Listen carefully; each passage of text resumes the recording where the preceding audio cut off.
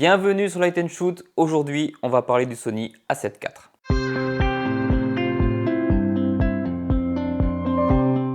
Alors, avant de parler matos, on va parler d'un projet que je vais mettre en place sur la chaîne et sur lequel tu vas pouvoir m'aiguiller un peu. En fait, j'adorerais qu'à terme, sur cette chaîne, les gens puissent trouver une réponse vidéo à une problématique très simple qu'ils ont, qu'ils soient professionnels ou amateurs. Genre par exemple, comment faire de la photo culinaire ou comment faire une photo corporate et ainsi de suite. Donc moi j'ai déjà pas mal d'idées de mon côté, mais si toi tu as des questions précises, vraiment en termes de vidéo, de comment faire tel type de photo, eh ben n'hésite pas à me les mettre en commentaire de cette vidéo et puis je vais ajouter ça à ma liste personnelle. Voilà. Et puis abonne-toi à ma chaîne, c'est la meilleure façon pour toi de m'aider en ce moment. Bon, parlons matos et Sony A7 IV. Je sais que tu es là pour ça. Clairement, les vidéos de matériel sur YouTube, c'est celle qui marche le mieux. Et c'est celle que j'aime le moins faire. Parce que déjà, qui je suis pour te dire quoi acheter? On n'a pas tous les mêmes besoins, on n'a pas tous les mêmes envies et on n'a pas tous les mêmes budgets. Donc moi, si tu suis un peu cette chaîne depuis ses débuts, tu sais que tout ce que je fais quand je parle de matériel, c'est te donner mon avis dans mon utilisation. Et après, libre à toi de penser ce que tu veux et d'être d'accord ou pas avec moi. En vrai, au fond de moi, j'aimerais bien que cette chaîne réponde à une question. Qu'est-ce que je dois comprendre pour faire ça? Et non pas qu'est-ce que je dois acheter pour faire ça. Ça me tient vraiment à cœur. Je me rends compte que je suis vraiment pas fait pour te dire quel sera l'appareil photo de l'année 2022.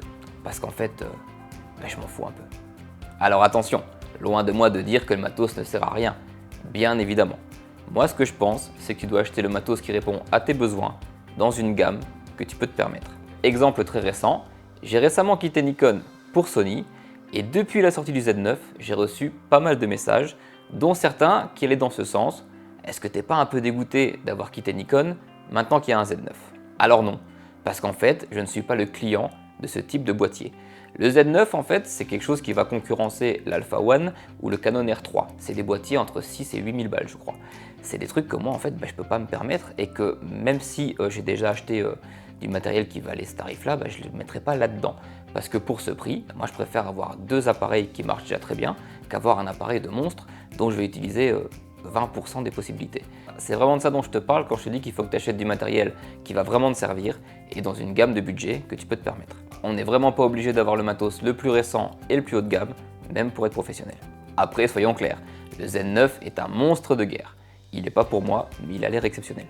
Mais bref, parlons de la 7 IV. J'ai ce boîtier depuis sa sortie.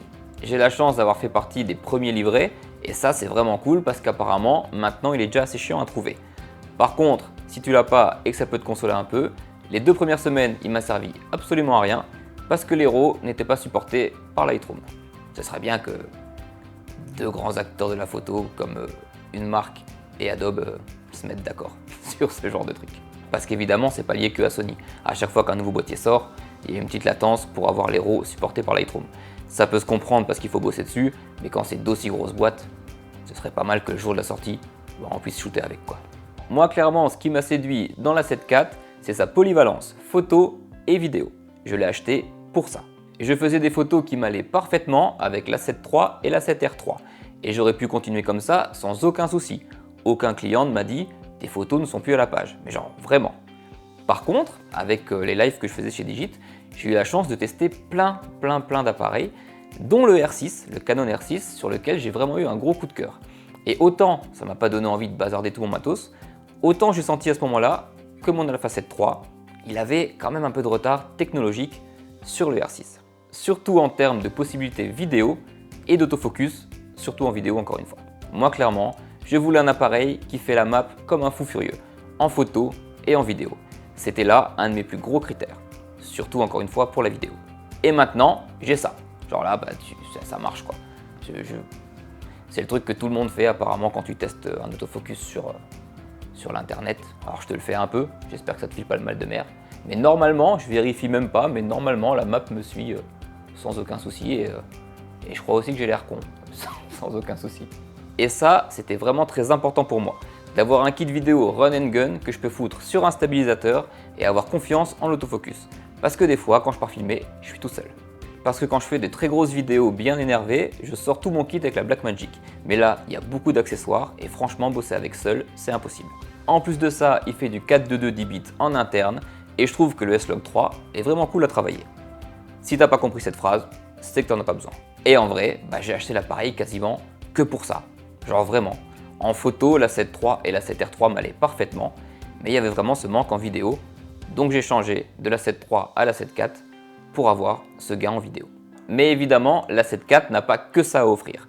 Il y a des trucs cool et des trucs moins cool. On va parler un peu des trucs chiants. Déjà, le prix. Il sort à 2800 € nu, là où la 7 III était sortie à 2300. On a quand même 500 balles de plus sur un appareil de la même gamme à sa sortie. Et franchement, 500 balles, ça commence à faire beaucoup. Surtout que le chargeur n'est pas fourni. Et ça, en vrai, faut arrêter les gars. Enfin, 2800 balles, en fait, ton appareil te coûte 2800 € plus un chargeur. Parce que là, tout ce que tu as, c'est un câble USB-C, mais il faut que tu le charges avec la batterie dans l'appareil. Donc si ta batterie est morte, et en fait, tu peux pas prendre ton appareil, shooter et aller la recharger en même temps. Parce qu'il faut qu'elle soit dans l'appareil et que l'appareil soit branché électriquement. Et ça, c'est débile. Et du coup, l'appareil, il vaut 2800 € plus un chargeur. Après, du coup, comme tu dois acheter un chargeur, mais que tu as le choix, prends ça. Meilleur chargeur ever. Tu peux charger 2 batteries avec en même temps et ça t'annonce le pourcentage de batterie qu'il y a dans les batteries sur un écran, chose que le chargeur Sony qui est plus cher ne fait pas et il charge qu'une seule batterie. Donc franchement, ça, valeur sûre. Après, si on regarde la concurrence, on a par exemple un Canon R6 qui fait 2500 balles, donc 300 € de moins, mais qui a un capteur de 20 millions de pixels, là où la 7 IV, il a 33. Ce qui est pour le coup vraiment pas négligeable pour les gens qui recherchent une taille d'image conséquente. On a aussi encore mieux placé un Nikon Z6 II qui est actuellement je crois à 2099 € nu, donc là on est carrément à 700 € moins cher que l'Alpha 7 IV, mais par contre c'est un très bon appareil photo, mais pour que le Nikon Z6 II devienne une très bonne caméra également, il faut lui rajouter soit un Atomos Ninja, soit un Blackmagic Assist pour avoir des specs vraiment cool en vidéo. Mais ça vaut dans les 700 balles et du coup ça ramène le Z6 II au prix de l'Alpha 7 IV. Mais par contre on a un écran 5 pouces en plus et compagnie. Encore une fois, c'est ça que je vous dis quand je vous dis que maintenant dans ces gammes là il n'y a plus de mauvais appareils. Ils vont tous avoir des petites différences qui vont les caractériser, mais c'est vraiment sur ça que vous allez devoir vous pencher pour choisir. Parce qu'en vrai chaque appareil fait de très belles photos, on va pas se mentir. Dès qu'on met 2000 balles dans un hybride de nos jours, il n'y en a pas de mauvais.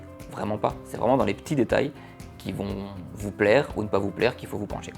Par exemple, si on parle pixels, les 46 millions de mon D850, avec le recul, pour moi, c'était trop. J'ai eu sans arrêt des gens qui m'ont demandé d'avoir des photos moins lourdes parce qu'en fait, ça leur bouffait leur espace de stockage. Par contre, quand je suis repassé sur 24 millions avec la 7 III, j'ai quand même fait « Ah, c'est petit ». Et du coup, 33, je trouve que c'est un très bon compromis. Est-ce que ça vaut les 300 balles de plus qu'un Canon R6 Je sais pas, mais passer de 20 à 33, si vous avez besoin d'un peu de résolution, c'est quand même vraiment cool. C'est un argument qui s'entend. L'autre truc pour lequel tout le monde râle sur le Sony A7 IV, c'est que si tu veux filmer et faire des ralentis en 4K en 50 images secondes, tu vas te taper un crop x 1,5. En gros, en français, ça veut dire que ton appareil photo va cadrer en faisant un grossissement de x 1,5. Ça devient en gros un APS-C. Moi je m'en fous, il y a des gens que ça fait râler, encore une fois on n'a pas tous les mêmes besoins. Si c'est quelque chose qui t'est insupportable, sache que ce boîtier en 4K 50 images secondes te met un crop x 1,5. Autre truc relou, et ça je l'ai découvert avec certains d'entre vous en plein live, en fait si tu laisses l'appareil en 4K, au bout d'un moment il surchauffe. Et c'est chiant. C'est vraiment chiant. J'ai fait un live mercredi dernier, d'ailleurs je tiens à remercier tous ceux qui étaient là, c'était vraiment cool. J'ai passé un super moment, j'espère que vous aussi. Et j'avais mis 2 caméras pour faire le malin, et en fait j'avais pas été changer les specs dans mon boîtier. J'avais laissé en 4K, et au bout de 50 minutes à peu près, écran noir, il s'est coupé. Avec marqué surchauffe sur l'écran. Alors après je l'ai éteint, je l'ai rallumé, ça a remarché, hein. Mais si tu es en train d'enregistrer, ça coupe l'enregistrement. Et ça, ça c'est pas cool, c'est pas cool du tout. Après, il vaut mieux le savoir. De manière générale, moi je filme pas 50 minutes de suite en 4K. Donc le problème va se poser que sur les lives. Et en vrai, en live, je fous l'appareil en 1080 et j'ai aucun souci, ça peut durer des heures. Mais si tu comptes acheter un Alpha 7 IV et filmer de très longues sessions en 4K, si tu fais genre des conférences, des spectacles ou autres, sache que moi, au bout de 50 minutes, il a surchauffé. C'est cadeau. Revenons un peu à ce que j'aime dans ce boîtier. Bon, il a 2 slots de carte mémoire, ça c'est pas une révolution, maintenant c'est la norme. Par contre, ce que j'aime vraiment, c'est qu'il a genre la gentillesse d'avoir un des deux slots qui est hybride, qui met des CF Express type A, mais aussi des cartes SD. En fait, c'est un double slot. Tu peux mettre qu'une des deux, hein, soyons bien clairs, mais ça ne devient pas 3 slots. Mais par contre, ça veut dire que si tu veux ne mettre que des cartes SD pour avoir un double slot, eh ben tu peux. Et ça, franchement, merci beaucoup. Je me souviens de mon D850 qui avait un slot XQD et un slot SD. Et ben, j'ai dû doubler toutes mes cartes en XQD, ça m'avait coûté une blinde. Là, pour le coup, si tu veux mettre que des SD, tu peux. Pour les vidéastes, si tu veux aller dans les plus grosses specs, il va te falloir des V90, voire des CF Express type A du coup, mais par contre, c'est un coût non négligeable, c'est toujours bon à savoir. Parlons maintenant de la partie photo un peu plus en détail. Moi, clairement, elle me convient parfaitement, mais je suis vraiment pas quelqu'un qui pousse les boîtiers dans leur retranchement. Je fais beaucoup de studios où l'éclairage est maîtrisé, enfin, j'espère qu'il est maîtrisé, mais je fais beaucoup de studios, il m'arrive de faire... En fait, je fais souvent des shoots où c'est moi qui maîtrise un petit peu l'éclairage de ma scène et la dynamique. Donc du coup, c'est pas moi qui vais aller dans les specs extrêmes des boîtiers.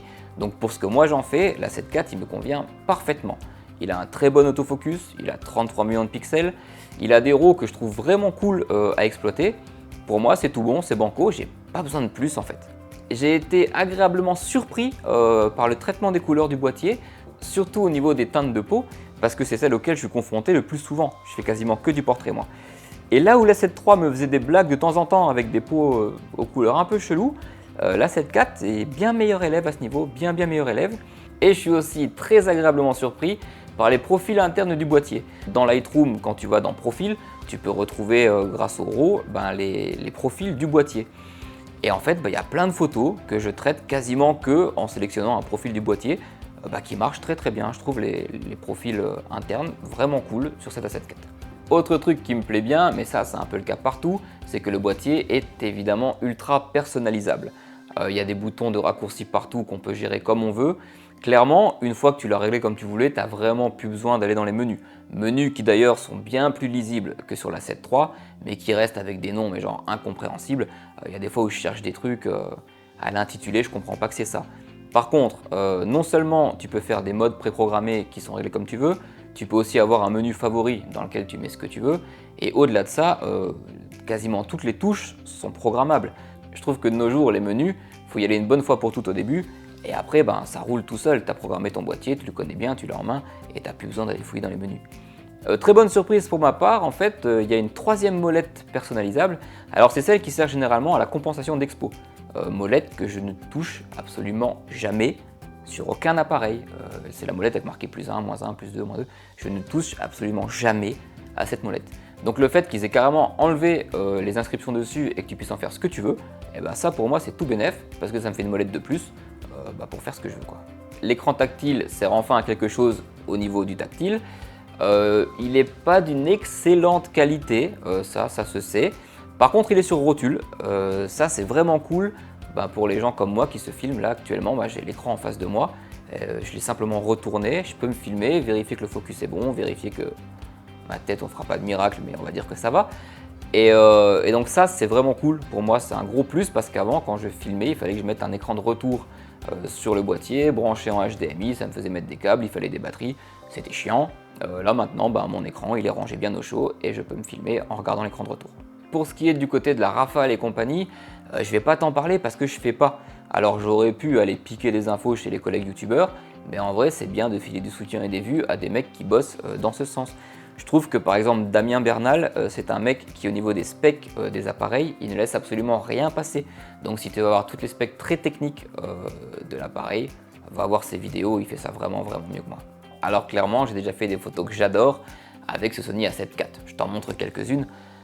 Après, soyons bien clairs, la 7 IV n'est pas seul responsable de ces photos. Il y a toujours l'éclairage que je mets dessus, le travail que je passe en amont et en post-production sur les photos.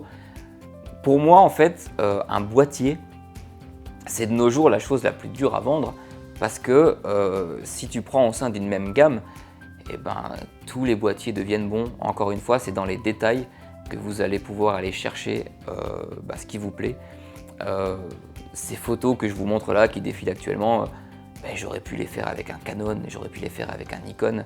Enfin, Sony, ce boîtier n'est pas entièrement responsable de la qualité de ces photos. qui je l'espère n'est pas dégueulasse.